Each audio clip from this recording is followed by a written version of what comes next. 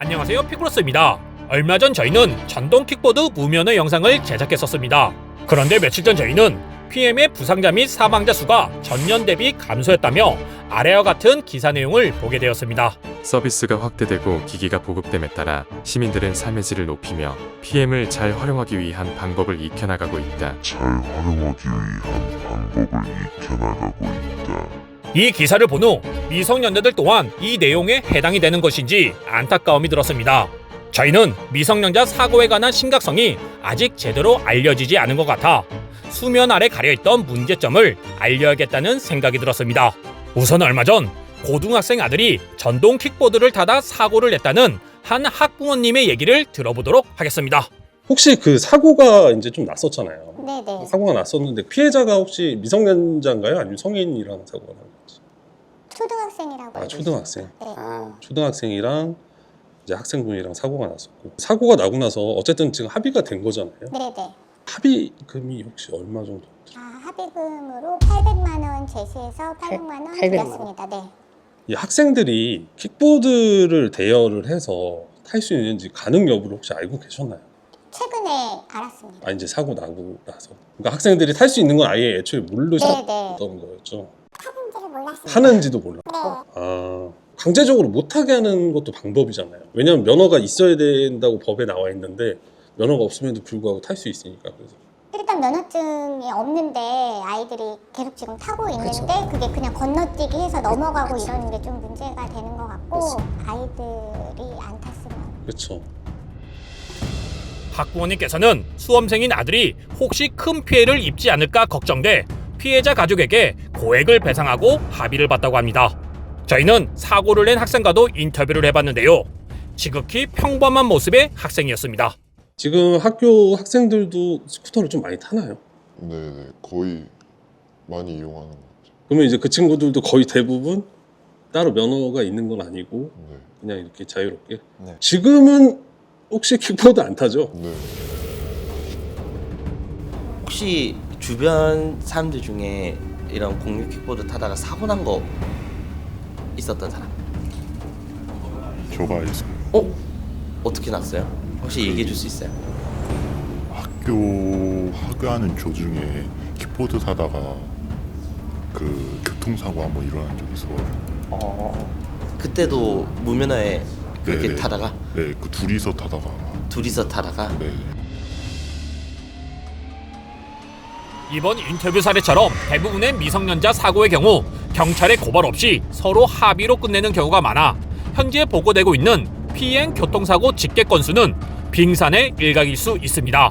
저희는 고등학생이 아닌 중학생들도 전동 킥보드를 많이 대여하고 있다는 얘기를 듣고 한 중학교 선생님과 인터뷰를 해봤습니다. 학생들이 좀 많이 타나요? 학교 근처에서 막 타거나 그러진 않는데 예를 들면은 이제 같이 동네를 돌아다니다가 타고 있는 학생들을 만난다든지 그런 경우들이 있죠. 학생들은 누가 따라하면은 같이 함께 하는 그런 경향이 있거든요. 그러니까 친구들이 만약에 나 어저께 킥보드 탔다?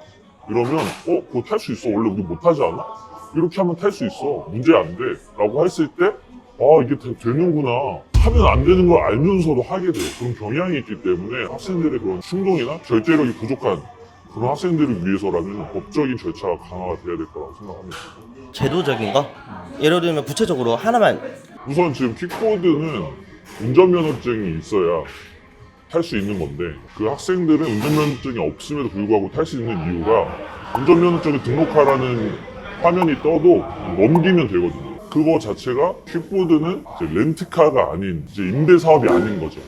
그런 거는 이제 의무적으로 강제할 수 없기 때문에 면허증을 인증하지 않아도 되는 거거든요. 그렇게 되지 않으려면 사업자들도 운전면허증을 확인할 수 있는 절차를 확인하게 하도록 렌트카 사업처럼 가져가야 된다는 거죠.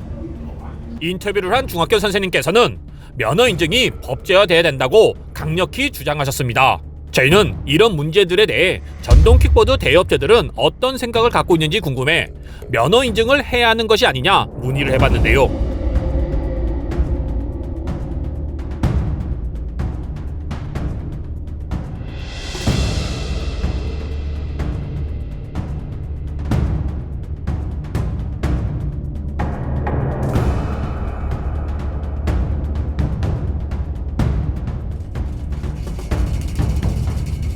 면허 인증을 할 법적 의무가 없으며 무면허 운전은 운전자의 책임이라는 비슷한 답변들만 하였습니다.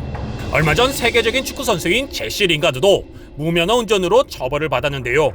법적 규제가 있다는 것이 무색하게 중학생, 고등학생, 커플, 일명 삼치기 등을 도로에서 흔하게 볼 수 있고 핸드폰만 있으면 면허 인증 없이 쉽게 대여가 되니 링가드 선수도 무면허 운전이 불법이라는 것은 꿈에도 몰랐을 것입니다.